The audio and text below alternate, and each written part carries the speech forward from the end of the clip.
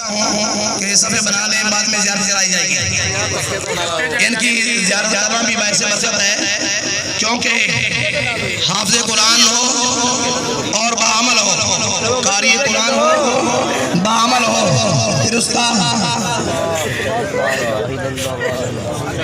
سلام یہی ملتا ہے۔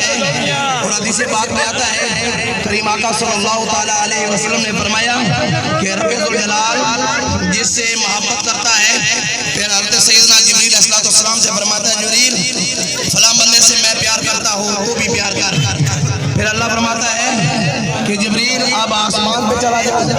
آسمان والوں کو ندا دے دے، ارے آسمان والوں فلاں بندے سے اللہ بھی پیار کرتا ہے، ارے آسمان والوں حبشی سے اللہ بھی پیار کرتا ہے، آسمان والوں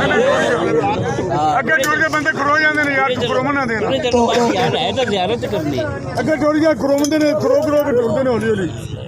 جی انشاءاللہ پرسوں